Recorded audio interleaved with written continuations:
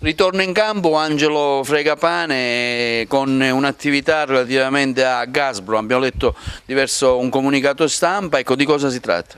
Ma diciamo, tornato in campo, io non ho mai smesso di giocare perché ho chiaramente cambiato campionato, ho giocato parecchio in quella che è la piazza di Londra, che per me rappresenta ormai un punto chiaro di riferimento, e ho utilizzato la piazza di Malta perché come zona di collegamento verso il Kuwait e paesi dell'Emirato Arabo mi consentono di sviluppare un business che nelle nostre terre purtroppo non è possibile fare.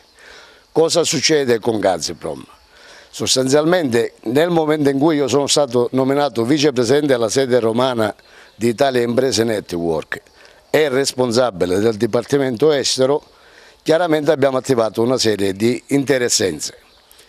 Il presidente europeo di Gazprom ha ritenuto di affidare a me quella che è la struttura italiana per vedere di trovare le sinergie giuste e far decollare un network che in questo momento per questioni politiche varie non è stato possibile portare avanti. È chiaro ed evidente che in tutto questo discorso qual è la mia base di riferimento? Ho nel cuore la mia Sicilia, malgrado tutte le sue incongruenze, malgrado una parte politica che non riesce a farla decollare, proverò per quello che è nelle mie possibilità a vedere da un angolino preferenziale quella che è la mia terra e vedere di sollevarla un attimino per quelle che sono le mie possibilità. Viene spontanea una domanda, potrebbe anche esserci un futuro interesse, chissà, verso il rigassificatore di Porto Empedocle? Ma è una domanda che in questi giorni mi hanno fatto in maniera ricorrente.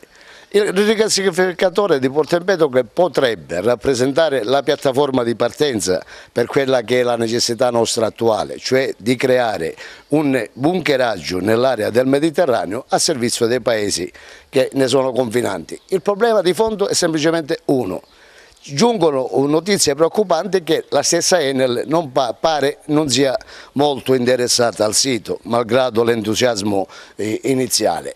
Ragione per cui, essendo la nostra una realtà che deve vivere su certezze, perché la produzione non può essere fermata, perché non possiamo fare il bunkeraggio a Porto Empedocle ad esempio, è chiaro ed evidente che questa cosa la guarderemo, sì, con attenzione, con il dovuto rispetto, perché tra l'altro è zona a me molto cara, perché essendo agrigentino Porto Empedocle la considero come aggregata a quella che è la realtà di Agrigento. Il problema di fondo è: se riusciamo ad avere certezze rispetto a un futuro, allora a quel punto potrebbe essere la piattaforma di riferimento, anche perché a mare c'è il porto, ci sono le condizioni logistiche per poterlo fare. È una cosa che vedremo, ma subito dopo, quando io arriverò su Roma e in maniera pressante mi occuperò del tema, poi vedremo che cosa fare. Io le parlavo anche di Italia Impresa Network, cos'è Italia Impresa Network, quali sono i servizi che offre e chi potrebbe essere interessato? Italia Impresa Network è una realtà imprenditoriale che racchiude imprese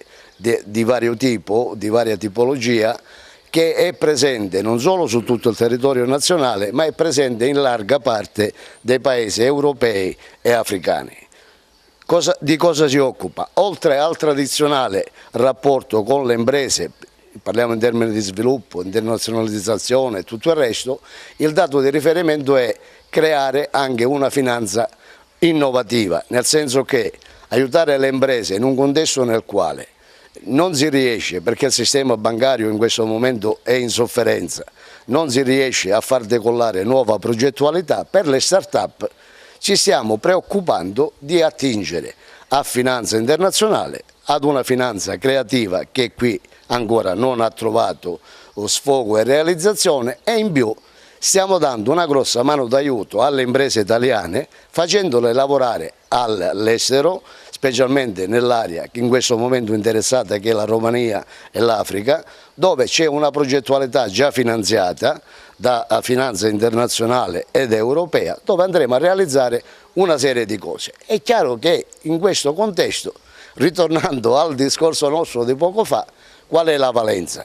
Se devo realizzare un ospedale in Romania e ho un'impresa agrigentina in grado di poterlo fare, sarà per me un momento di orgoglio potermela portare dietro e dare lavoro a tanta gente che in questo momento soffre. Questo è il senso del nostro intervento in questo momento.